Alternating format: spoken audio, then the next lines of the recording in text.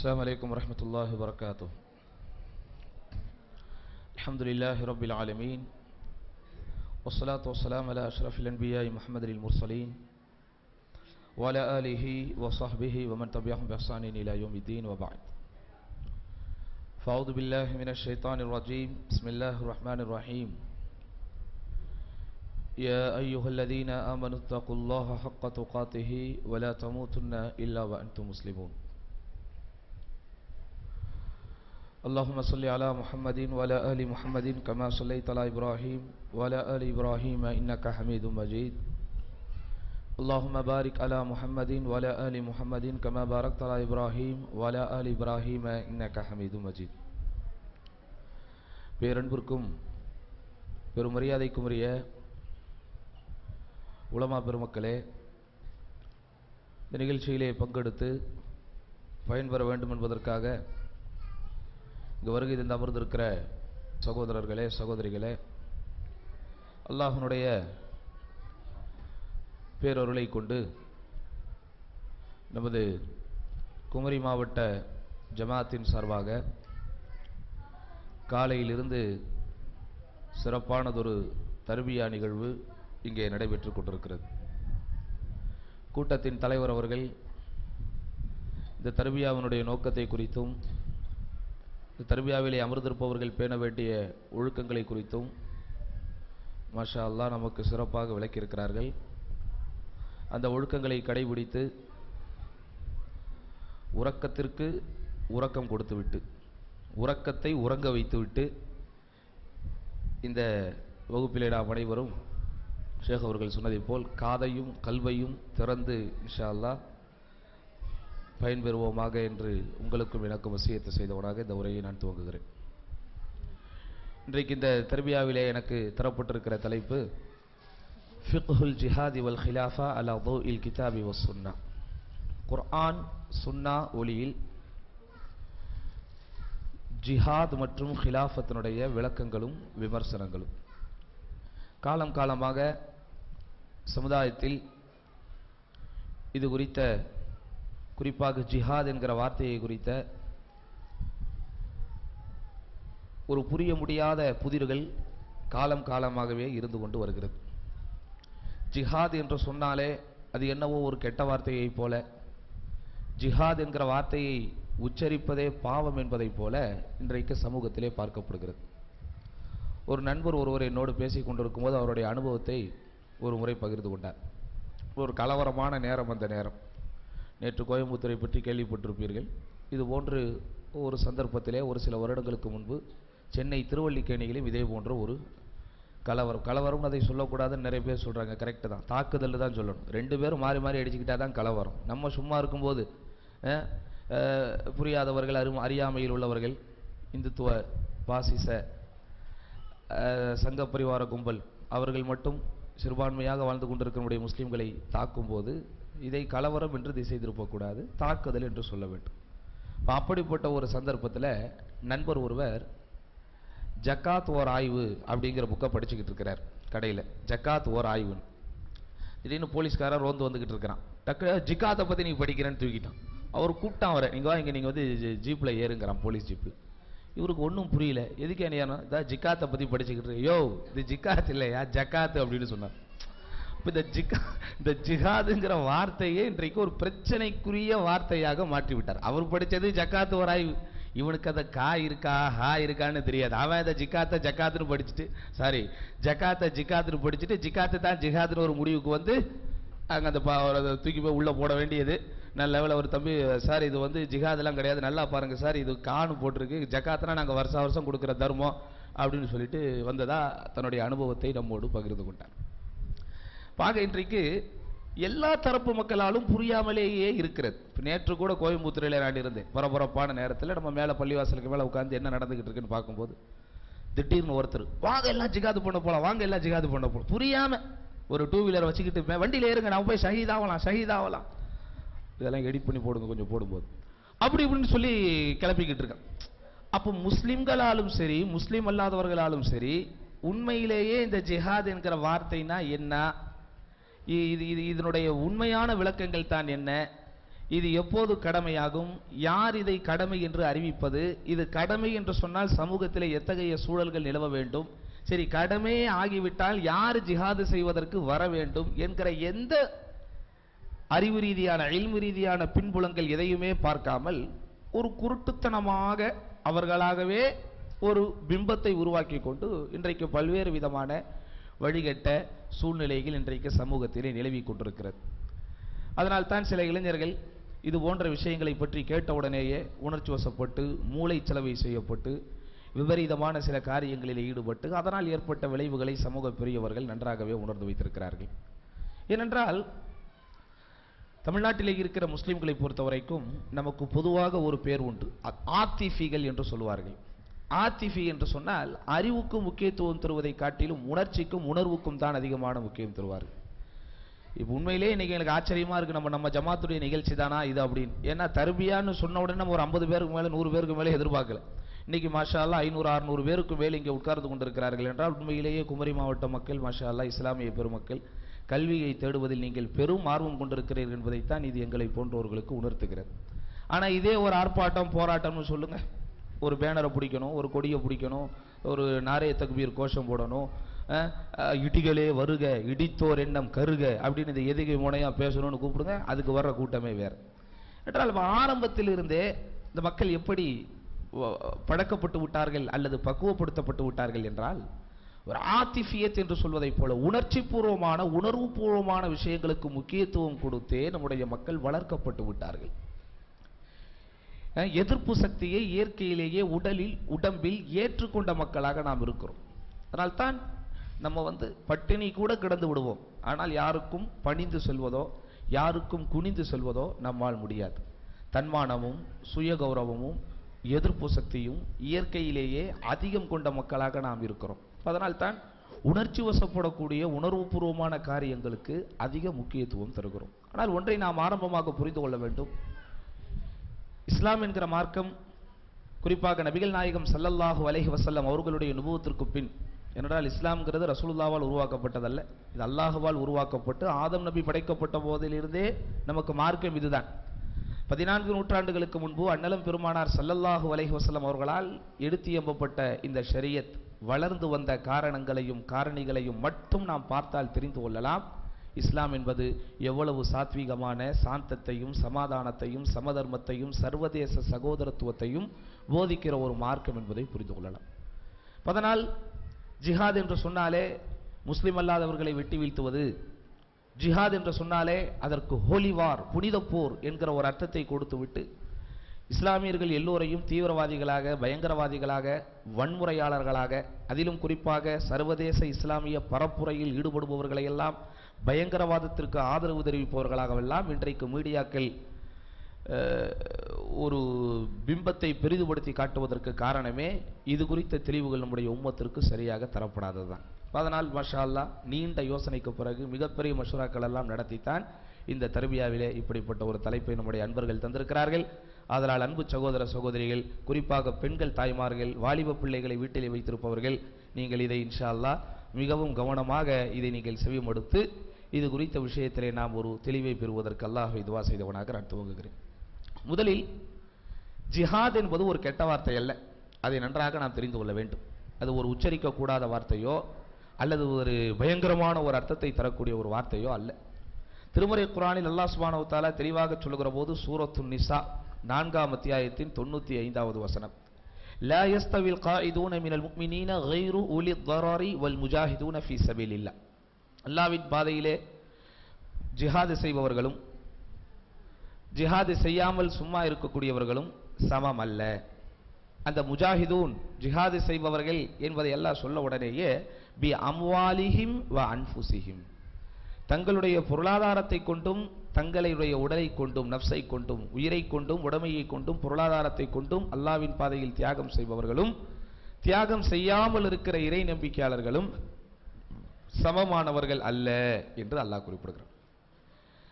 அப்ப அந்த ஜிஹாத் தியாகம் அர்ப்பணிப்பு என்கிற விஷயத்தை அல்லாஹ் நமக்கு விளக்குகிற போதே 2 விஷயத்தை கொண்டு தியாகம் என்று சொல்கிறார். பி அம்வாலிஹிம் வ அன்ஃபுஸிஹிம், தங்களுடைய பொருளாதாரத்தை கொண்டும் தங்களுடைய உடல் பொருள் ஆவியை கொண்டும் உடைமைகளை, உயிர்களை, உடல்களை கொண்டும் தியாகம் செய்பவர்கள் என்ற ஜிஹாத் என்பதற்கு முழுக்க முழுக்க அர்த்தம் இன்னுயிரை நீத்தலும் கத்தியெடுத்து சண்டையிடுதலும் தான் அர்த்தம் என்றால், இங்கே தங்களுடைய பொருளை கொண்டு என்று வரக்கூடிய வார்த்தை அர்த்தம் இல்லாமல் ஆகிவிடும்.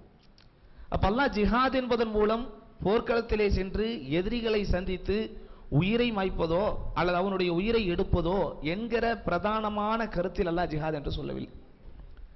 ஷிர்கையும் குஃப்ரையும் இறை நிராகரிப்பையும் இறைவனுக்கு வைக்கக்கூடிய இணை வைப்பையும் வேறறுப்பதற்காக வேண்டி, பூமியிலிருந்து களைவதற்காக வேண்டி எந்த மாதிரியான அர்ப்பணிப்பை நாம் அல்லாஹ்விற்காக மேற்கொள்கிறோமோ அதை நமக்கு அல்லாஹ் சுப்ஹானஹு வ தஆலா சொல்லி காட்டுகிறார். அதனாலதான் மீண்டும் இந்த அர்த்தத்தை நாம் புரிந்து கொள்வதற்கு ஃபத்தலல்லாஹுல் முஜாஹிதீன பி அம்வாலிஹிம் வ அன்ஃபுஸிஹிம், தங்களுடைய பொருளை கொண்டும் தங்களுடைய உயிரை கொண்டும் உடைமைகளை கொண்டும் அல்லாஹ்வின் பாதையிலே தியாகம் செய்பவர்கள் அலல் காயிதீன தரஜத்தன், எந்த தியாகமும் செய்யாமல் சும்மா உட்கார்ந்து கொண்டிருப்பவர்களை விட அந்தஸ்தால் அல்லாஹ் மேம்படுத்தி வைத்திருக்கிறான்.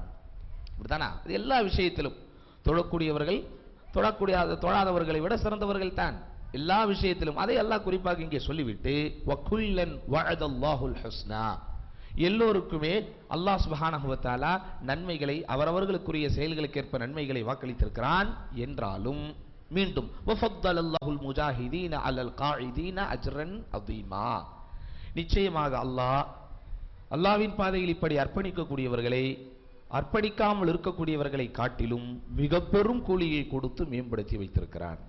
அதனால முஸ்லிமாக பிறந்த எல்லோருக்குமே அல்லாஹ்வின் பாதையில் அர்ப்பணித்தல் என்கிற அடி மன உணர்வு ஆரம்பத்திலேயே நம்மிடத்தில் இருக்க வேண்டும். அதனால தான் ஒவ்வொரு தொழுகையின் போது, குறிப்பாக வஜ்ஜஹத்து வஜ்ஹிய ஓதுகிற போது, இன்ன ஸலாத்தி வ நுஸ்கி வ மஹ்யாய வ மமாத்தி லில்லாஹி ரப்பில் ஆலமீன், நிச்சயமாக என்னுடைய தொழுகையும் என்னுடைய வணக்க வழிபாடுகளும் என்னுடைய தொழுகையும் என்னுடைய இந்த வாழ்வும் என்னுடைய மரணமும் அகிலத்தின் அதிபதியாகிய அல்லாஹ்விற்கே சொந்தம் என்று சொல்லித்தான் தொழுகையை கூட துவங்குகிறோம். ஏன்னா முஸ்லிமாக இருப்பவன் இந்த லௌகீக மௌட்டிக உலகத்திலே மூழ்கக்கூடியவனாக அவன் இருக்க மாட்டான். அவன் இந்த உலகத்தை மறுமைக்குரிய விளைநிலமாகத்தான் பார்ப்பான்.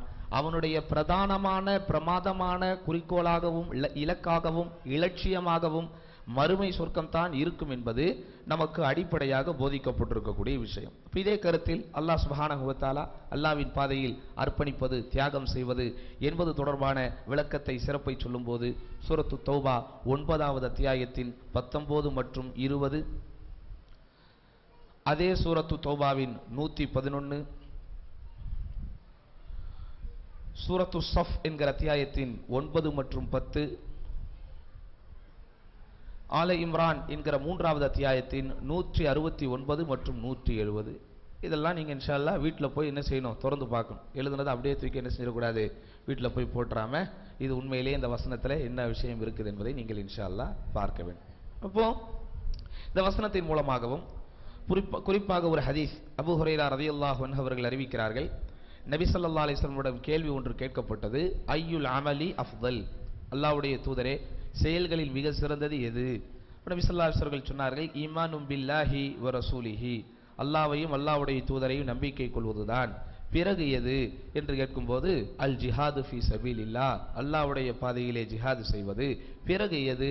ஏற்றுக்கொள்ளப்பட்ட மப்ரூரான ஹஜ் என்று நபி ஸல்லல்லாஹு அலைஹி வஸல்லம் சொன்னது. இதே போன்ற கருத்தில் வரக்கூடிய ஏனைய ஹதீஸ்கள் எல்லாம் இந்த ஜிஹாத் என்பது உண்மையிலேயே சிறப்பிற்குரிய ஒரு விஷயம் என்பதை நமக்கு உணர்த்துகிறது. விளக்கத்தை பார்ப்பதற்கு முன்னால் சிறப்பை பார்ப்பதற்கு காரணம், நம்முடைய உள்ளத்தில் இருந்து ஜிஹாத் என்பது ஒரு கெட்ட வார்த்தை அப்படிங்கிற சிந்தனை நமக்கு போயிடும்.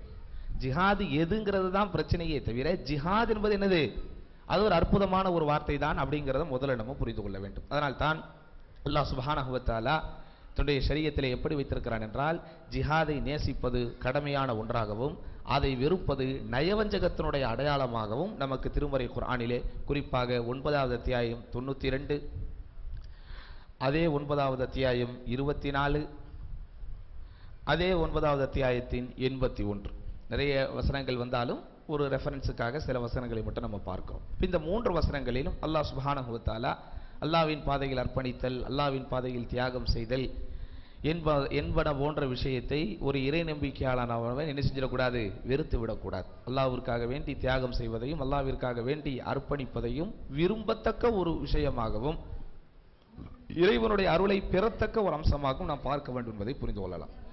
சரி, அடுத்து ஜிஹாத் என்கிற வார்த்தைக்கு என்ன அர்த்தம்? இமாம் இப்னு ஹஜர் அல் அஸ்கலானி ரஹிமஹுல்லா அவர்கள் சொல்லுகிறார்கள், ஒவ்வொரு கருப்பொருளுக்கும்,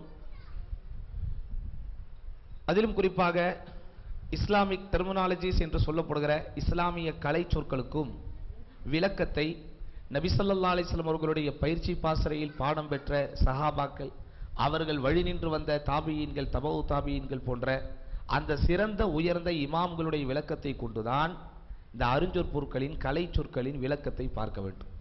இன்றைக்கு சமுதாயத்தில் பீடித்திருக்கிற ஒரு மிகப்பெரிய நோய் என்னவென்றால், குர்ஆனுடைய வசனங்களில் அல்லது ஹதீஸினுடைய விஷயங்களாக இருந்தாலும் நேரடியாக அதை நாங்கள் சிந்திக்கப் போகிறோம் என்று தலைவிட்டதன் விளைவுதான் இன்றைக்கு இவ்வளவு பெரிய வழிகேட்டிற்கு மக்கள் காரணமாகி விட்டார்கள். அதனால் நபி ஸல்லல்லாஹு அலைஹி வஸல்லம் காலத்திற்கு நெருக்கமான காலத்தில் வாழ்ந்தவர்கள், குறிப்பாக சத்திய சஹாபாக்களிடம் நேரடியாக பாடம் படித்தவர்கள், ஒரு விஷயத்தை எப்படி விளங்கினார்களோ அப்படிப்பட்ட அடிப்படையில் நாம் விளங்குகிற போதுதான் அதனுடைய தூய்மையான நோக்கத்தை நம்மால் புரிந்து கொள்ள முடியும். அந்த அடிப்படையில் ஜிஹாத் என்கிற வார்த்தைக்கு இமாம் இப்னு ஹஜர் அல் அஸ்கலானி ரஹிமஹுல்லா ஒரு அழகான விளக்கத்தை ஒன்று சொல்லுகிறார்கள். அல் ஜிஹாது ஷர்அன் பஸ்லுல் ஜுஹ்தி ஃபீ கிதாலில் குஃபார். இறைமறுப்பாளர்களோடு சண்டையிடுவதில் தன்னுடைய அர்ப்பணிப்பை செலவிடுவதுதான் ஜிஹாத் என்பதற்குரிய அர்த்தம். மேலும் இந்த ஜிஹாத் என்கிற வார்த்தை நம்முடைய நஃப்ஸ் என்கிற இச்சையோடு போரிடுவதையும், பாவங்களுக்கு எதிராக போரிடுவதையும், குறிப்பாக ஷைத்தானுக்கு எதிராக போரிடுவதையும் குறிக்கும். அப்ப இது எல்லாம் சேர்ந்ததுதான் ஜிஹாத். ஜிஹாதுன்னே உடனே கத்தியை தூக்கிக்கிட்டு ரோட்ல போய் நிற்கிறதோ, மைதானத்திலே போய் நிற்பதோ அது அல்ல. அல்லாஹ்வுடைய வார்த்தையை மேலோங்க செய்ய வேண்டும் என்பதற்காக வேண்டி ஒருவன் தன்னுடைய நஃப்ஸோடு, இன்னன் நஃப்ஸ லஅம்மாரத்தும் பிஸ்ஸூ, தீமைகளையே ஏவக்கூடியதாக, தீமையோடு இரண்டர கலந்திருப்பதாக இருக்கக்கூடிய தன்னுடைய நஃப்ஸை, இச்சையை எதிர்த்து போராடுவதும் ஜிஹாதில் ஒன்று. பாவங்களில் தன்னுடைய நஃப்ஸை ஈடுபடுத்தாமல் பாவங்களிலிருந்து தன்னை பாதுகாப்பதற்காக வேண்டி மனப்போராட்டத்தில் ஈடுபட்டாலும் அதுவும் ஒரு ஜிஹாது தான். அல்லாஹ்வுடைய வழியில், அல்லாஹ்வுடைய அருளில் நெருங்க வேண்டும் என்பதற்காக ஷைத்தானுக்கு எதிராக நாம் என்ன மாதிரியான காரியங்களை, போராட்டங்களை செய்தாலும் அதுவும் ஜிஹாது தான். அதனால தான் அபூதாவுதில் இடம்பெற்றிருக்கிற சஹீஹான ஒரு செய்தி, நபி ஸல்லல்லாஹு அலைஹி வஸல்லம் சொல்லுகிறார்கள், ஜாஹிதுல் முஷ்ரிகீனா பி அம்வாலிக்கும் வ அன்ஃபுசிக்கும் வ அல்சினதிக்கும். இறை மறுப்பாளர்களுக்கு, இணை வைப்பாளர்களுக்கு எதிராக நீங்கள் போரிடுங்கள். எப்படி? உங்களுடைய பொருளை கொண்டும், உங்களுடைய உயிரை கொண்டும், உங்களுடைய நாவுகளை கொண்டும். நாவை கொண்டு போய் என்ன போர் செஞ்சிட முடியும்? போர்க்களத்திலே ஈடுபட்டு எதிரிகளை கொள்வதுதான் ஜிஹாத் என்பதற்கு அர்த்தம்னா, நாவுகளை கொண்டு போரிட வேண்டும் என்று ரசூல் ஸல்லல்லாஹு அலைஹி வஸல்லம் சொன்னது அர்த்தமற்றதாக ஆகிவிடுமே. அப்ப கருத்து என்னவென்று சொன்னால், இஸ்லாமிய மார்க்கத்தை மேலோங்க செய்வதற்காக நாம் செய்கிற எந்த விதமான தியாகமும், எந்த விதமான அர்ப்பணிப்பும், எந்த விதமான அந்த ஜுஹுத், அந்த தாங்கிக் கொள்ளக்கூடிய சிரமங்களும் அல்லாஹ்வுடைய பார்வையில் ஷரியத்தினுடைய அம்சத்திலே ஜிஹாதாக கருதப்படும் என்பதை புரிந்து கொள்ள வேண்டும். அதனால் தான் இன்னொரு ஹதீஸிலே இமாம் அஹ்மத், இமாம் இப்னு ஹிப்பான், இமாம் அல் ஹாக்கிம் ரஹிமஹுல்லா போன்றோர் பதிவு செய்த ஒரு ஹதீஸில் வருகிறது, அல் முஜாஹிது மன் ஜாஹத நஃப்ஸஹு ஃபீ தாஅத்தில்லா. அல்லாஹ்வுடைய வணக்க வழிபாட்டில் ஒருவன் தன்னுடைய நஃப்ஸை ஈடுபடுத்துவது, தன்னுடைய நஃப்ஸை போரிட செய்வது, அவன்தான் முஜாஹித். வல் முஹாஜிரு மன் ஹஜர மா நஹல்லாஹு அன்ஹு. அல்லாஹ் எதை விட்டு தடுத்தானோ அதை விட்டு தவிர்த்து கொள்பவன் தான் முஹாஜிர் என்று வரக்கூடிய ஒரு செய்தியை பார்க்கலாம். அதே போன்ற கருத்திலே நஸஈ என்கிற ஹதீஸ் நூலிலே பதிவு செய்யப்பட்டிருக்கிற செய்தி, நபி ஸல்லல்லாஹு அலைஹி வஸல்லம் சொல்கிறார்கள், அஃதலுல் ஜிஹாதி கலிமத்து அத்லின் இந்த சுல்தானின் ஜாயிர். அநியாயம் இழைக்கிற கொடுங்கோல் அரசனுக்கு முன்னால் சத்திய கருத்தை எத்தி வைப்பதும் ஜிஹாதிலே உயர்ந்தது என்று ரசூலுல்லாஹி ஸல்லல்லாஹு அலைஹி வஸல்லம் சொல்லியிருக்கிறார். இது எல்லாத்தையும் சேர்த்துத்தான் ஜிஹாத் என்கிற வார்த்தைக்கு இஸ்லாமிய மார்க்கம் மதிப்பை கொடுத்திருக்கிறது என்பதை புரிந்து கொள்ள வேண்டும். அதனால எங்களுக்கு ஜிஹாது செய்வதற்கு வாய்ப்பில்லையே அப்படின்னு நம்ம என்ன செய்யக்கூடாது, கவலைப்பட வேண்டிய அவசியமே இல்லை. நாம் இந்தியா போன்ற நாடுகளில், குறிப்பாக சிறுபான்மையின சமுதாயமாக வாழ்ந்து கொண்டிருக்கிற ஒரு சூழலில் நாம் எத்தகைய ஒரு வாழ்க்கையை கடைபிடிக்க வேண்டும் என்பதை நமக்கு தெளிவாகவே இஸ்லாமிய மார்க்கம் சொல்லிக் கொடுத்திருக்கிறது. நபி ஸல்லல்லாஹு அலைஹி வஸல்லம் 23 ஆண்டு கால நபித்துவ வாழ்க்கையை நாம் நன்றாக சிந்தித்து பார்க்கும்போது, நபி ஸல்லல்லாஹு அலைஹி வஸல்லம் மக்காவின் வாழ்க்கையாக இருந்தாலும் சரி, மதீனாவின் வாழ்க்கையாக இருந்தாலும் சரி, பள்ளின சமூக மக்களோடு எப்படி நாம் வாழ வேண்டும் என்கிற அடிப்படையை நமக்கு இஸ்லாம் தான் முதல் சொல்லிக் கொடுத்தது. 1400 வருடத்திற்கு முன்பு இருந்த இந்த புவிக்கோள இந்த உலகத்தினுடைய சுழற்சியை கொஞ்சம் ஆய்வு கண்ணோட்டத்தோடு வரலாறு ரீதியாக நீங்கள் பார்த்தால், எல்லா தேசத்திலும் எல்லா நாடுகளிலும் அந்தந்த இனத்துக்காரர்கள் தான் வாழ்ந்திருக்கிறார்கள். அந்த தன்னினம் அல்லாத மாற்று இனத்தவர்கள் யாராக இருந்தாலும் அவர்கள் அடிமைகளாகத்தான் கருதப்பட்டார்கள். உதாரணமா பிலால் ரலியல்லாஹு அன்ஹு இஸ்லாத்திற்கு வருவதற்கு முன்னாடி எப்படி இருந்தாங்க? அடிமையாக இருந்தாங்க. ஏன் அவர்கள் அடிமையாக இருந்தார்கள் என்றால், அபிசீனியாவிலிருந்து வரவழைக்கப்பட்டவர். அரபு மக்கள் மெஜாரிட்டியாக, அரபு மக்கள் பெரும்பான்மையாக வாழ்ந்து கொண்டிருக்கிற போது சிறுபான்மையின சமுதாயமாக யாராவது இருந்தால் அவர்கள் அடிமைகளாக நடத்தப்பட்டதுதான் அந்த சமூகத்தினுடைய மரபு. அது அரபுகள் மட்டுமல்ல, பாரசீகமாக இருந்தாலும் சரி, ரோமாபுரியாக இருந்தாலும் சரி, இன்னபிற அந்த நேரத்திலே பரவலாக காணப்பட்ட எந்த நாகரிகத்தை சார்ந்த யாராக இருந்தாலும் தன் இனம் அல்லாத வேற்று இன மாற்று இன மக்கள் தங்களுடைய ஆட்சியின் கீழ் வாழக்கூடிய ஒரு நிலை வந்தால் அவர்களெல்லாம் எப்படிதான் இருந்தாங்க? இரண்டாம் தர குடிமக்களை விட கேவலமாக நடத்தப்பட்டும், சுதந்திரம் என்பது முழுமையாக மறுக்கப்பட்டும் அடிமைகளாகத்தான் வாழ்ந்தார்கள்.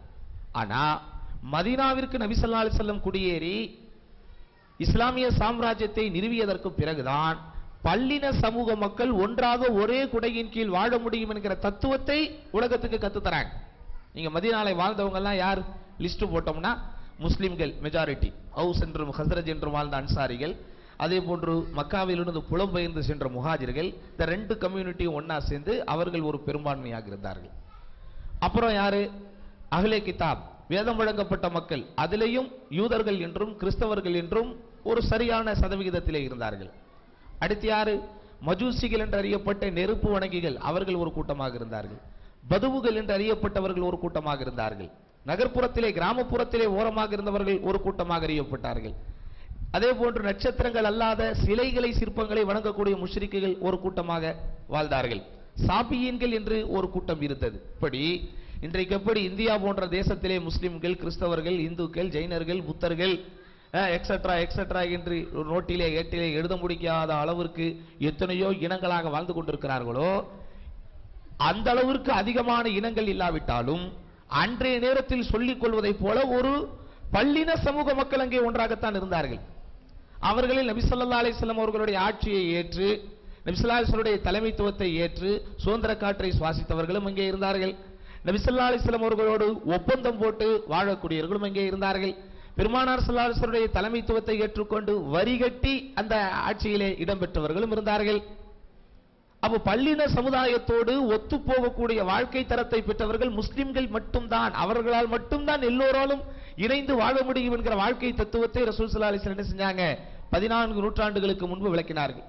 அதற்கடுத்து சில பல காரணங்களுக்காக ஹரம் அங்கே இருக்கிறது, மக்கா மதீனா என்பது இறைவன்.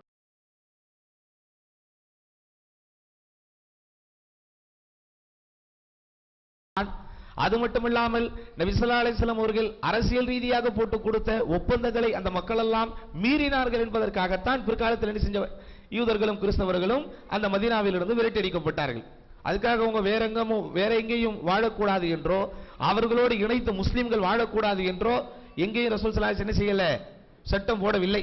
ஹரம் என்கிற அந்த பகுதிகளை தாண்டி ஏனைய பகுதிகளில், குறிப்பாக பெரும்பான்மையாக முஸ்லிம்கள் வாழ்ந்து கொண்டிருந்த பகுதிகளிலே கூட இதே மஜூசிகள், அஹ்லே கிதாபுகள் போன்றவர்கள் எல்லாம் வாழத்தான் செய்தார்கள்.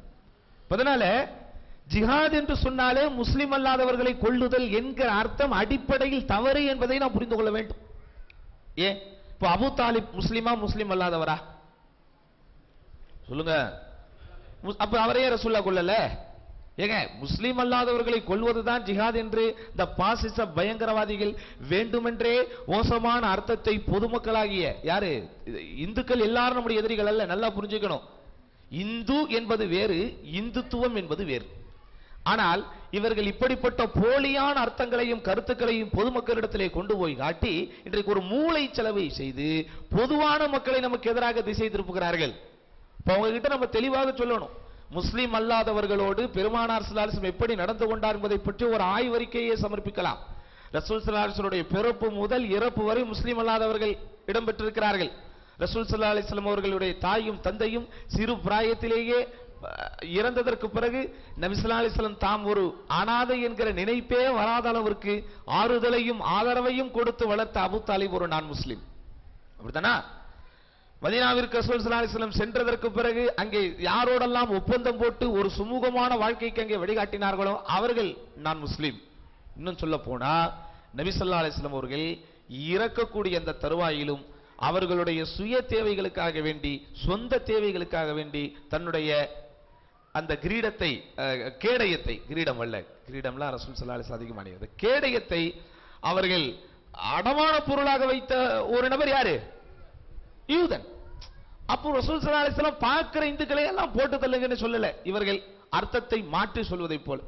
அப்ப என்ன, ராணுவ ரீதியாக அரசியல் ரீதியாக ஒரு தேசத்தினுடைய பாதுகாப்புக்கு அச்சுறுத்தலை ஏற்படுத்தும் போது அவர்களுக்கு எதிராக போரிடுவதுதான் ஜிஹாத் அப்படிங்கறத நம்ம என்ன செய்யணும், தெரிந்து கொள்ள வேண்டும். அதை எப்படி நாம் புரிந்து கொள்ளலாம்? ஜிஹாத் எப்படி கடமையாக்கப்பட்டது அப்படிங்கறத தெரிஞ்சுக்கணும். ஜிஹாத்னா என்னன்னு முதல்ல தெரிஞ்சுக்கணும். ஜிஹாத் எப்படி நமக்கு கடமையாக்கப்பட்டதுங்கிறத தெரிஞ்சுக்கணும்.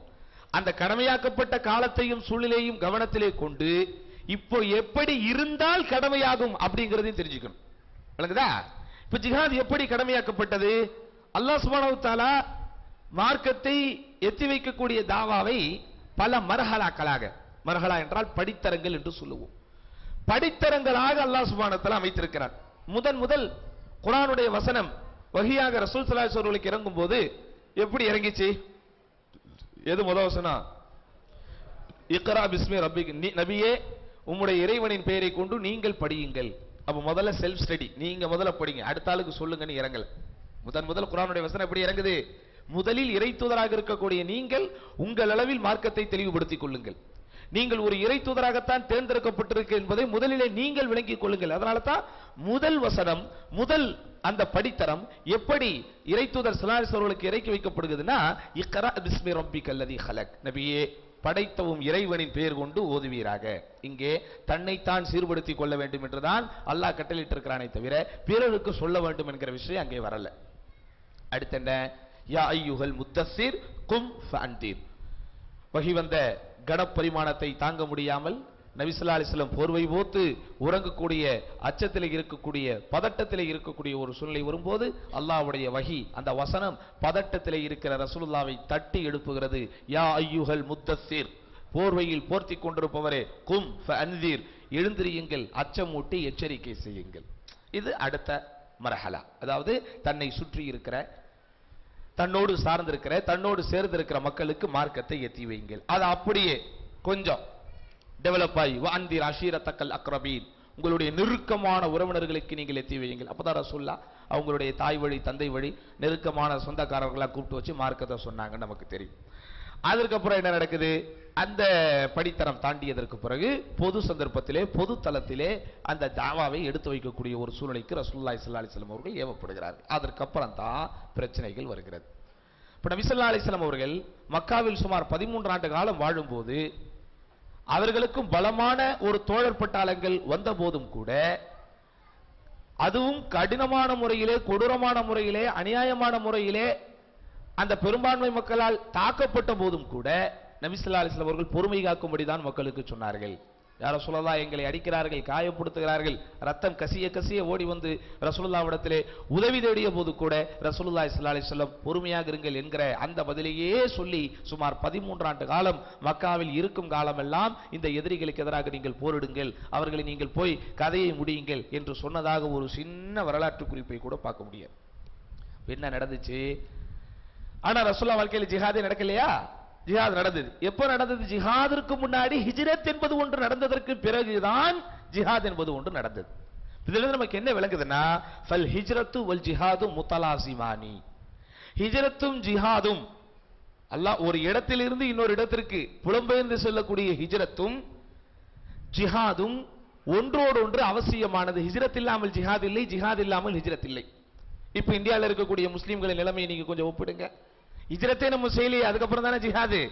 இந்த எந்த வரலாற்று பின்புலத்தையோ, ஆதாரங்களின் அடிப்படைகளையோ, முன்னோர்களுடைய வழிமுறைகளையோ, பெருமானார் ஸல்லல்லாஹு அலைஹி வஸல்லம் உருவாக்கி தந்திருக்கக்கூடிய பயிற்சி பாசறையின் பாடத்திட்டத்தையோ கொஞ்சமும் புரிந்து கொள்ளாமல் உணர்ச்சி வசப்பட்டு ஜிஹாதுக்கு வாருங்கள் ஜிஹாதுக்கு வாருங்கள் என்று கூப்பிடுவது பைத்தியக்காரத்தனமாது என்பதை புரிந்து கொள்ள வேண்டும். பிரயாணத்துக்கே போல அப்புறம் எப்படியா தொழுகையை சுருக்கி தொழ முடியும்? பிரயாணத்துக்கு போனாதான் தொழுகையை சுருக்கி தொழ முடியும். இப்படிதானங்க. தண்ணி இருக்குது, அப்புறம் எதுக்கு தயம்மம்?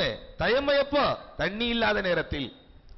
இல்லம் தஜிது மான், சுத்தம் செய்வதற்கு தூய்மைப்படுத்திக் கொள்வதற்கு தண்ணீர் இல்லை என்று சொன்னால் தான் நீங்கள் தயம்மமை நோக்கி செல்ல வேண்டும். தண்ணி இருக்கும் போது தயம்மம் எதற்கு? உள்ளூரிலே இருக்கும் போது தொழுகை எதற்கு சுருக்க வேண்டும்? அதே போன்றுதான் இதையும் புரிந்து கொள்ள வேண்டும். அதனால தான் உலமாக்கள் சொல்வார்கள், ஃபல் ஹிஜ்ரத்து வல் ஜிஹாது முத்தலாசிமானி, ஹிஜ்ரத்தும் ஜிஹாதும் ஒன்றோடொன்று அவசியமான தொடர்புடையது. இதுதான் அஸ்லுல் ஜிஹாத், ஜிஹாதிற்குண்டான உசூல்களில் ஒன்று. உசூல்ல நம்ம படிச்சிருப்போம். உதாரணமா குர்ஆனுடைய அந்த விளக்கத்தை எப்படி புரிந்து கொள்வது என்பதற்கு சில உசூல்கள் இருக்கிறது. குர்ஆனுடைய விளக்கத்தை நம்ம குர்ஆனை வச்சே புரிந்து கொள்ள முடியாது. குர்ஆனுடைய வசனங்களின் உண்மையான விளக்கத்தை நம்ம புரிந்து கொள்வதற்கு ஒரு வசனம் இன்னொரு வசனத்திற்கு விளக்கமாக இருக்கும். நபி ஸல்லல்லாஹு அலைஹி வஸல்லம் ஹதீஸ்கள் சில வசனங்களுக்கு விளக்கமாக இருக்கும். சஹாபாக்களுடைய கூற்றுகள் சில வசனங்களுக்கு விளக்கமாக இருக்கும் என்பது குர்ஆனுடைய வசனங்களை புரிந்து கொள்வதற்கு எப்படி உசூல்களோ அடிப்படைகளோ, அதே போன்று இந்த ஜிஹாதிற்குரிய அசல் முக்கியமான உசூல் என்னவென்று சொன்னால், ஹிஜ்ரத்தும் ஜிஹாதும் முத்தலாசிமானி, இரண்டும் ஒன்றோடொன்று அவசியமானது. சரி, அதுக்கப்புறம் என்ன நடக்குது? யாருக்கு எதிராக இப்ப நம்ம ஜிஹாது செய்யணும்?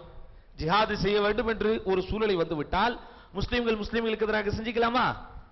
மூமின்கள் மூமின்களுக்கு எதிராக செஞ்சுக்கலாமா? செய்யக்கூடாது. அப்ப யாரோட நம்ம ஜிஹாத் செய்யணும்? குஃபார், இறை மறுப்பாளர்கள். இந்த இறை மறுப்பாளர்களை பொறுத்த வரைக்கும் இஸ்லாமிய ஷரியத்திலே அல்லாஹ் சுப்ஹானஹு வ தஆலா மூன்று விதமாக அவர்களை கேட்டகரைஸ் பண்ணி வைத்திருக்கிறார். மூன்று விதமாக அவர்களை பிரித்து வைத்திருக்கிறார். முதலில் யார் அவர்கள்? அஹ்லு சுல்ஹின் வ ஹுத்னா, ஒப்பந்தம் செய்து உடன்படிக்கை செய்து நம்மோடு இருக்கக்கூடிய முஷ்ரிக்குகள். இது எப்போ? ஹிஜ்ரத் முடிந்ததற்கு பிறகு ஜிஹாத் என்கிற ஒரு சூழ்நிலை வந்தா, நம்ம இந்த ஃபர்ஸ்ட் அசல்லையே இந்தியா மக்கள் உள்ளே போக முடியாது, நம்ம எல்லாம் பரிசீலனைக்கே கிடையாது. ஒருவேளை நம்ம ஹிஜ்ரத் எல்லாம் பண்ணி ஒரு இஸ்லாமிய நாட்டுக்கு போய் இப்ப நம்ம போனா எவன் நம்மளை எடுத்துக்குவான்? முதல்ல என்னதான் நம்ம அரபு நாட்டில் போய் எவ்வளவுதான் ஃப்ளூவெண்டா அரபி பேசினாலும் அந்த ஹிந்தி அண்ட் அரபிங்கிறான். எப்படி? இவ்வளவுதான் நம்ம அரபு நாடுகளுக்கும் அரபு நாட்டில் வேலை பார்த்தவர்களுக்கு தெரியும். எவ்வளவுதான் நம்ம நெருங்கி இறங்கி பழகினாலும் கடைசியில் என்ன சொல்றான்? அந்த ஹிந்தி ஆனா அரபிங்கிறான். அவன் கொய்த்தை சார்ந்தவனாக இருந்தாலும் சரி, வேறு எந்த நாட்டை சார்ந்தவனாக இருந்தாலும் சரி. யாரு முதல்ல நம்மளை ஏத்துக்குவா? இருக்கிற எந்த அடிப்படைகளையும் பார்க்காமல் அவசர கோளாறாகவும் ஆர்வ கோளாறாகவும் இளைஞர்கள் சில பேர் மூளை செலவை செய்யப்பட்டதன் விளைவு இன்றைக்கு அக்கீதாவில் இருந்தும் மன்ஹஜில் இருந்தும் முறையான மார்க்க கல்வியிலிருந்தும் விலகி நிற்கிறார்கள். தெரியும், நம்முடைய பகுதிகளில் யாரெல்லாம் இப்படி ஆர்வ கோளாறாக இருக்கிறார் அவர்களை பாருங்கள், முறைப்படியான மார்க்கத்தை கற்காதவர்களாக இருப்பார்கள், முறைப்படியான ஒரு இல்மை தேடக்கூடிய ஆர்வம் இல்லாதவர்களாக இருப்பார்கள். அப்போ முஸ்லிம் அல்லாத இந்த இறை மறுப்பாளர்களை பொறுத்த வரைக்கும் இஸ்லாமிய ஷரியத் மூன்று விதமாக நமக்கு பிரித்து வைத்திருக்கிறது. முதல் பிரிவினர் யாரு? ஒப்பந்தம் செய்து வாழக்கூடியவர்கள். குறிப்பாக நபி ஸல்லல்லாஹு அலைஹி வஸல்லம் காலத்திலே யஹூதிகளோடு அஹ்லே கிதாபுகளோடு ரசூல் என்ன பண்ணாங்க? ஒப்பந்தம் போட்டு வாழ்ந்தார்கள். இரண்டாவது பிரிவு யாரு? அஹ்லு ஹர்பின், உங்களோட ஒப்பந்தம் எல்லாம் போட முடியாது, உங்க மார்க்கத்தை நான் அழிக்காம போட மாட்டேன் அப்படின்னு யார் இருக்கிறானோ போர் செய்வதற்கு தகுதி வாய்ந்தவன். மூன்றாவது யாரு? வஅஹ்லு திம்மத்தின். வஅஹ்லு திம்மத்தின் என்றால் இஸ்லாமிய நாட்டிற்குள் இஸ்லாமிய ஷரியத்தை கொள்கை அளவில் அவன் ஏற்றுக்கொள்கிறானோ இல்லையோ, கொள்கை அளவில் ஏற்காவிட்டாலும் கூட அரசியலமைப்பு அளவில் அதை ஏற்றுக்கொண்டு இஸ்லாமிய ஆட்சியாளருக்கு திம்மத் என்கிற வரியை கட்டி சுதந்திரத்தோடு வாழ்பவர்கள். இப்படி மூன்று விதமான மக்களில் முதல் தரப்பு மக்களுக்கு எதிராகவோ மூன்றாவது தரப்பு மக்களுக்கு எதிராகவோ நாம் போரிடுவது கூடாது என்பது மாத்திரமல்ல, அது ஹராம் என்று நமக்கு மார்க்கத்திலே சொல்லித் தரப்பட்டிருக்கிறது. ஒப்பந்தக்காரனோடு ஒருவன் அநியாயம் செய்தானால் அவனுக்கு நரகம் என்கிற அளவிற்கு ரசூலுல்லாஹி ஸல்லல்லாஹு அலைஹி வஸல்லம் எச்சரிக்கை செய்திருக்கிறார்கள். அப்போ அந்த இடைகளை இருக்கக்கூடியவர்கள் ஒரு மட்டும்தான் நமக்கு போர் செய்வதற்கு அனுமதி என்பதை புரிந்து கொள்ள வேண்டும். அடுத்து என்ன? இந்த ஜிஹாதிற்கென்று ஒரு சில நிபந்தனைகள் இருக்கிறது. எல்லாரும் போய் ஜிஹாது செஞ்சிட முடியுமா? எல்லாரும் போய் ஊர்ல இருக்கிற எல்லாரும் போய் ஜிஹாதில் ஈடுபட்டு விட முடியுமா? அப்படி அல்ல. அல்லாமா முஹம்மது இப்னு சாலிஹ் அல் உஸைமீன் ரஹிமஹுல்லாஹ் அவர்கள் நமக்கு இது குறித்த ஒரு விளக்கத்தை தருகிறார்கள். என்ன விளக்கம்? லா புத்த ஃபீஹி மின் ஷர்த், ஜிஹாதிற்கென்று சில நிபந்தனைகள் இருக்கிறது. என்ன நிபந்தனை? வஹுவ அன் யகூன இன்தல் முஸ்லிமீன குத்ரத்துன் வ குவத்துன் யஸ்ததிஊன பிஹல் கிதால, போரிடுவதற்குரிய ஆற்றலும் சக்தியும் வாய்ந்தவர்களாக முஸ்லிம்கள் இருக்க வேண்டும். எந்த அளவிற்கு இதை விளக்குகிறார்கள் என்றால், அவர்களிடத்தில் போரிடுவதற்குண்டான சக்தியும் ஆற்றலும் இல்லை என்றால் அந்த போர்க்களத்தில் இவர்கள் கலந்து கொள்வது தற்கொலைக்கு சமம் என்று சொல்லுகிறார்கள். எப்படி தற்கொலைக்கு? தற்கொலைன்னா சும்மா விஷத்தை குடிச்சு சாப்பிடுறது மட்டும் தற்கொலை அல்ல, தூக்குல தொங்குறது மட்டும் தற்கொலை அல்ல. எனக்கு கார் டிரைவிங்கே தெரியாது, நான் பாட்டுக்கு கார்ல உட்காந்துக்கிட்டு நான் கார் ஓட்ட போறப்போ உனக்கு டிரைவிங்கே தெரியாத, இல்ல எனக்கு அல்லாஹ் மேல தவக்கல் இருக்கு அப்படின்னு சொல்லி அவன் நல்லா தெளிவா தெரியும், ஹைவேல போனா ஏதோ ஆக்சிடென்ட் ஆகும்னு தெளிவாக தெரிந்து வேண்டுமென்றே ஒருவன் போனால் அதற்கு பேர் என்னது? என்னது? அதே போன்றுதான் ஜிஹாது செய்கிறோம், போரிட போகிறோம் என்கிற அந்த ஒற்றை ஆர்வம் மட்டும் போதாது, அதற்குரிய சக்தியும் ஆற்றலும் நமக்கு நிபந்தனைகளுக்கெல்லாம் பெரிய நிபந்தனையாக இருக்கிறது. அந்த நிபந்தனை இல்லாமல் ஒருவர் போர்க்களத்திற்கு வருகிறேன் என்று சொன்னால் நிச்சயமாக அவர் தற்கொலைக்கு சமமான ஒரு காரியத்தை தேர்ந்தெடுக்கிறார் என்ற அர்த்தம். சொல்லிட்டு இதை அவர்கள் தன்னிச்சையாக சாதாரணமாக சொல்லாமல் வரலாற்றை ஆதாரமாக காட்டுகிறார்கள். எந்த வரலாற்றை ஆதாரமாக காட்டுகிறார்கள்? வலிஹாதா லம் யூஜிபுல்லாஹு அலல் முஸ்லிமீன அல்-கிதால வஹும் ஃபீ மக்கா. மக்காவில் இருக்கும் வரை அல்லாஹ் சுப்ஹானஹு வ தஆலா முஸ்லிம்களின் மீது போரை கடமையாக்காததுதான் இதற்குரிய பெரிய காரணம். இப்போ முஸ்லிம்களாகிய நாம் மக்காவுடைய வாழ்க்கையில் இருக்கிறோமா, மதீனாவுடைய வாழ்க்கையில் இருக்கிறோமா என்பதை நாம் தெளிவாக தெரிந்து கொள்ள வேண்டும். இதைத்தான் இங்கே மிகப்பெரிய சர்ச்சையே இருக்கிறது. இந்த ஆர்வக்கோளாறாக இது போன்ற விஷயத்தில் உணர்ச்சிகளை தூண்டக்கூடியவர்களை பொறுத்த வரைக்கும் நம்ம இப்ப மக்காவுடைய வாழ்க்கையெல்லாம் இல்லம்பாங்க. ஏன்பா இல்ல? நம்ம என்ன இஸ்லாமிய சாம்ராஜ்யத்தையா நம்ம நிறுவிட்டோம்? இல்ல, நம்ம மதீனாவுடைய வாழ்க்கையில் இருக்கிறோம். எப்படிப்பா மதீனாவுடைய வாழ்க்கையில் இருக்கிறோம்? ரசூல் ஸல்லல்லாஹு அலைஹி வஸல்லம் அவங்களுக்கு தொழுகை எங்க கடமையாக்கப்பட்டுச்சு? மக்காலையா மதீனாலையான்னு கேட்பான். நம்ம என்ன சொல்லுவோம்? என்ன சொல்லுவோம்? தொழுகை எங்க கடமையாக்கப்பட்டுச்சு? மக்கால இருக்கும்போதா மதீனால இருக்கும்போதா? ஏன்னா உஸ்தாத் நம்மளை சொல்லி தான் உட்கார வச்சாங்க, கேள்வி கேட்டுக்கிட்டே இருங்கன்னு சொல்லியிருக்காங்க. அதனால கேள்வி கேட்டுக்கிட்டே இருப்போம். சொல்லுங்க, தொழுகை நமக்கு எங்கே கடமையாக்கப்பட்டது? மக்காலையா மதீனாலையா? மதீனாவில். லா ஷக்க ஃபீ, அதுல எந்த சந்தேகமும் இல்லை. அப்போ மதீனால இருக்கும் நம்ம இப்ப தொழுகிறோமா இல்லையா? சொல்லுங்க, தொழுகிறோம். அப்ப இது மதீனா வாழ்க்கையா மக்கா வாழ்க்கையான்னு நம்மளை லாக் பண்ணுவாங்க. இதுதான் இவங்க கிட்ட இருக்கிற பெரிய ஆதாரம். நம்ம திருப்பி கேட்டோம், எப்பா மக்கால இருக்கும்போது ரசூலுல்லாஹ் தொழவே இல்லைன்னு உனக்கு ஆதாரம் தர முடியுமான்னு திருப்பி கேட்கணும். நமக்கு தெரியும், காபத்துல்லாஹ்ல ஒரு முறை ரசூல் ஸல்லல்லாஹு அலைஹி வஸல்லம் தொழுகையில ஈடுபட்டுக்கிட்டு இருக்கும்போது அந்த அபூஜஹல் போன்ற குரூப்ல என்ன பண்ணுச்சு? ஒட்டகத்தினுடைய தூக்கி போட்டானா இல்லையா? அதை தாங்க முடியாம ஃபாத்திமா ரலியல்லாஹு அன்ஹா ஓடி வந்து ரசூலுல்லாஹ் ஹெல்ப் பண்ணாங்களா? அப்ப இதெல்லாம் என்னன்னு திருப்பி கேட்கும்.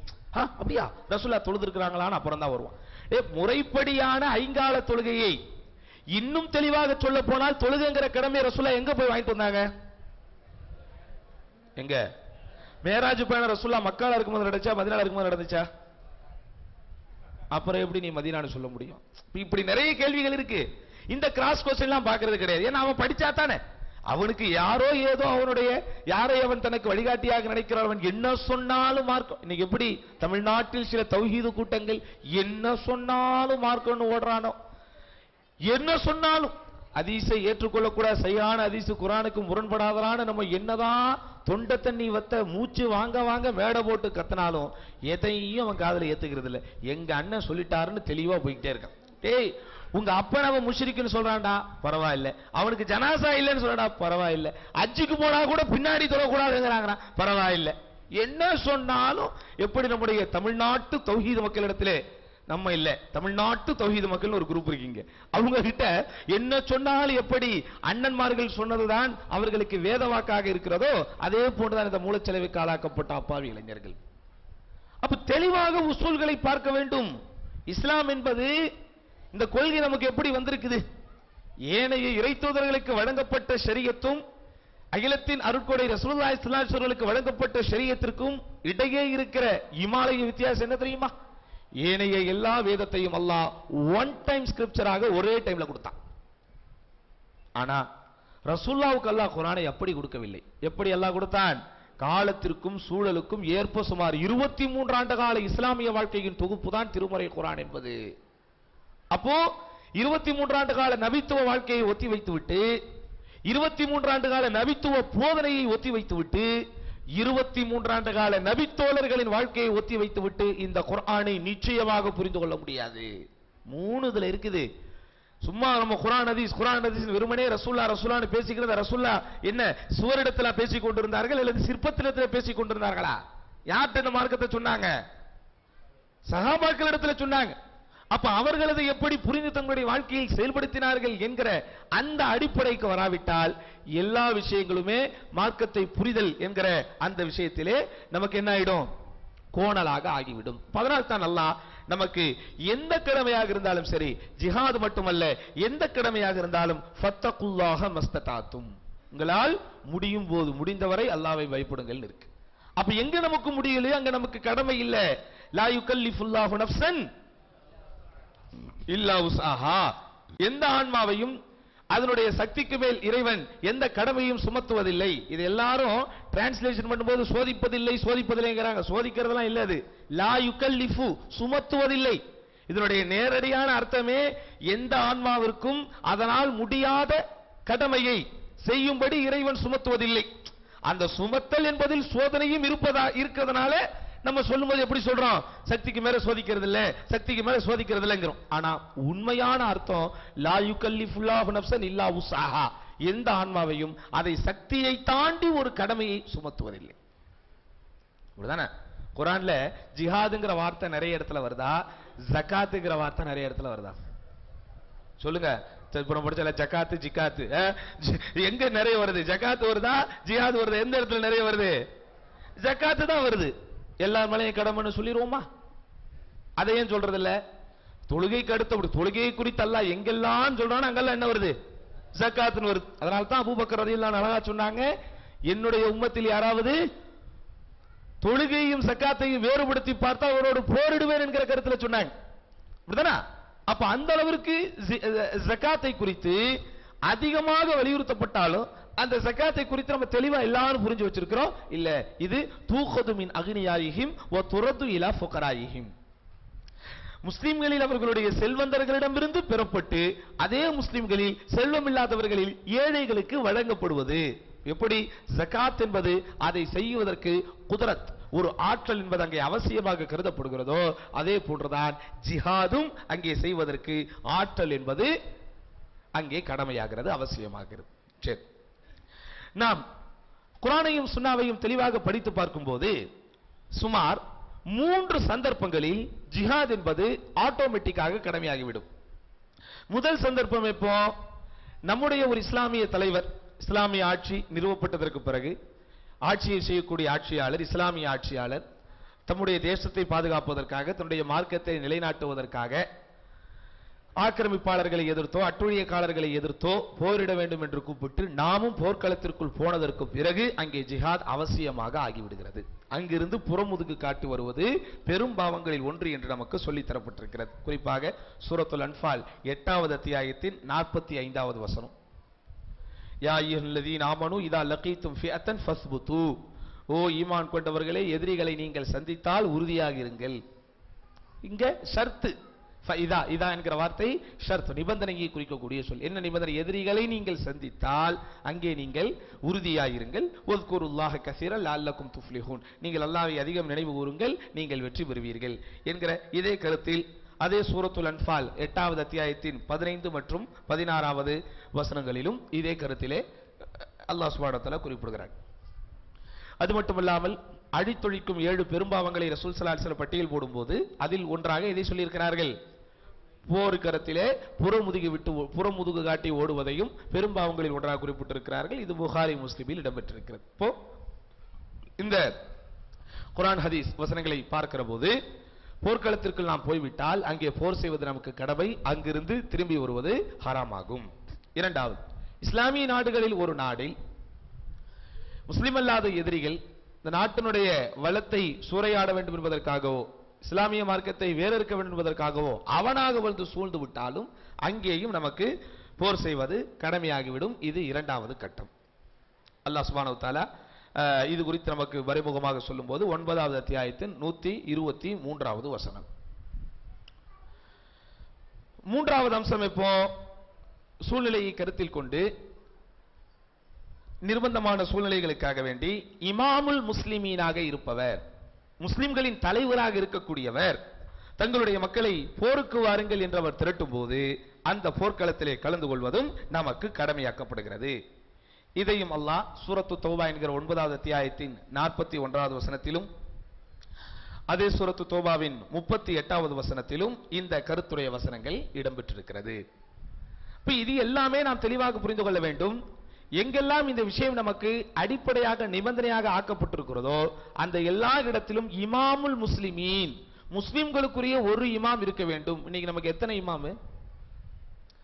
எண்ணவே முடியாது. அல்லாஹ் குர்ஆன் வசனத்தை சொல்வதை போல, உங்களுக்கு அல்லாஹ்வுடைய அருட்கொடைகளை நீங்கள் எண்ண துவங்கினால் எண்ணவே முடியாது என்று சொல்வதை போல, நம்முடைய தலைவர்களை நாம் எண்ண துவங்கினால் எண்ணியே முடிக்க முடியும். அவ்வளவு தலைவர்கள் இன்னைக்கு தொண்டர்கள் தான் கிடைக்கல. தலைவர்கள் ஏகப்பட்ட தலைவர்கள், எதுக்கெடுத்தாலும் 28 ஜமாத்துங்கிறாங்க, 38 ஜமாத்துங்கிறாங்க, 48 ஜமாத்து கூடிக்கிட்டே தான் போகுது. எப்படி கூடிக்கிட்டே இப்ப எந்த தலைவரையா கூப்பிடணும்? இப்ப ஜிஹாதுக்கு கூப்பிடணும்னா இந்த கன்னியாகுமரியில் எத்தனை ஜமாத் இருக்குது? எத்தனை தலைவர்கள் இருக்கிறார்கள்? இந்த தமிழ்நாட்டில் எத்தனை தலைவர்கள்? யார் வந்து நமக்கு ஜிஹாதினுடைய அழைப்பை தர முடியும்? யார் அழைப்பு தந்தால் அதை நம்ம ஏற்றுக்கொள்ள முடியும் என்கிற எந்த விஷயத்தையுமே புரியாமல் மூளை செலவிற்கு ஆளாக்கப்படக்கூடிய ஒரு சூழ்நிலையில் இன்றைக்கு நம்முடைய சில பலகீனர்களை பார்க்கலாம். அருமை சகோதரர்களே, இப்ப ஜிஹாது எப்போது கடமையாகும் என்பதை பார்த்தோம். அதே போன்று இஸ்லாமிய மார்க்கத்தில் ஜிஹாதுக்கென்று சில அடிப்படைகள் இருக்கிறது. என்ன அடிப்படைகள் தெரியுமா? அவ்வாபித்துல் அவ்வல், முதலாம் அடிப்படை என்பது ஜிஹாத் கடமை என்பதற்குரிய நிபந்தனைகள் அங்கே பூர்த்தி செய்யப்பட்டிருக்க வேண்டும். ஒருத்தனை ஜிஹாதுக்கு வான்னு கூப்பிட்டோம்னா அதற்கென்று சில அடிப்படைகள் நிபந்தனைகள் இருக்கிறது. என்ன நிபந்தனை? முதலில் அவர் இஸ்லாத்தை கடைபிடிக்கக்கூடியவராக இருக்க வேண்டும். இரண்டாவது புலூக், புலூக் என்றால் பருவ வயதை அடைந்தவராக இருக்க வேண்டும். மூன்றாவது அக்ல், புத்தி கூர்மை உள்ளவராக, புத்தி சுவாதீனம் இல்லாதவராக இருக்க வேண்டும். நான்காவது அல் ஹுர்ரியத், சுதந்திரமானவராக அவர் இருக்க வேண்டும். ஐந்தாவது ஜுகூரியத், ஆண்மகனாக அவர் இருக்க வேண்டும். அடுத்து வஸலாமத்து ஃபில் வரர், பாதிப்புகளிலிருந்தும் குறைபாடுகளிலிருந்தும் பாதுகாக்கப்பட்டவராக இருக்க வேண்டும்.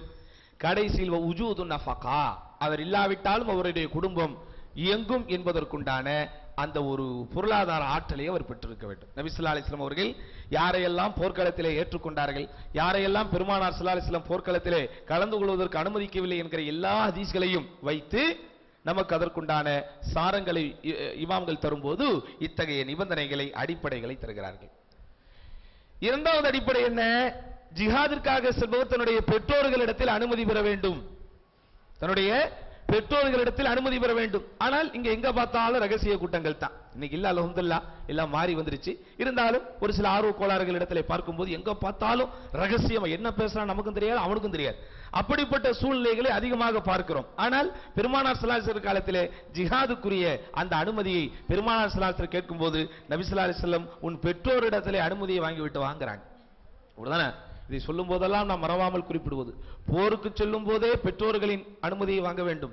ஆனால் இன்றைக்கு நம்முடைய நிலைமை, டூருக்கு போகும்போது கூட பெற்றோர்கள் அனுமதியை வாங்குறது இல்லை. கமுக்கமா போயிட்டு கமுக்கமா வரத்தான் எல்லா பசங்களும் நினைக்கிறான். ஏண்டா அப்பா அம்மா கிட்ட சொல்லலையா? அவங்களுக்கு சொன்னா புரியாது.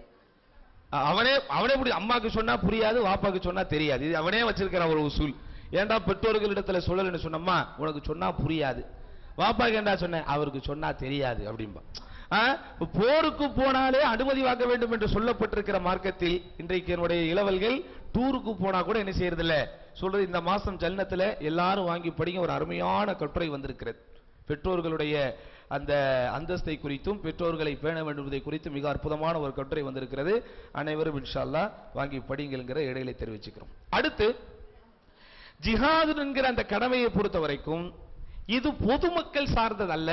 இது மௌகூலுன் இலா இமாமில் முஸ்லிமீன் வ இஜ்திஹாதிஹி, முஸ்லிம்களுடைய தலைவர் அவருடைய முழு உரிமையும் முழு கட்டுப்பாட்டிற்கும் உரியதாகும். இண்டிவிஜுவல்ஸாக இருக்கக்கூடிய தனிப்பட்ட குழுக்களாக இருக்கக்கூடிய யாரும் ஜிஹாதை அறிவிக்க கூடாது. தனிப்பட்ட குழுக்களாக இருப்பவர்கள் ஜிஹாதை அறிவிக்கலாம் என்றிருந்தால் நபி ஸல்லல்லாஹு அலைஹி வஸல்லம் அவர்கள் என்ன செஞ்சாங்க?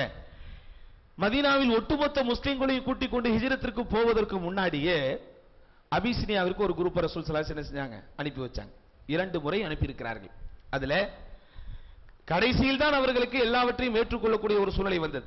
ஆரம்பத்தில் எதிர்ப்புகளும் பிரச்சனைகளும் தான் வந்தது. அப்போ ஒரு குழுவாக ரசூலுல்லாஹ் அனுப்பும் போது அவர்களாக ஜிஹாத் என்கிற ஒரு கடமையை அவர்களாக முடிவெடுத்துக் கொண்டு என்ன செய்யல, அவர்கள் ஜிஹாதுக்குரிய அந்த பாதையில் செல்லவில்லை. மாறாக தங்களுடைய ஒட்டுமொத்த தலைவர் நபி ஸல்லல்லாஹு அலைஹி வஸல்லம் அவர்களுடைய அந்த இன்ஸ்ட்ரக்ஷன் படி தான் அவர்களுடைய வாழ்க்கை போய் கொண்டிருந்தது.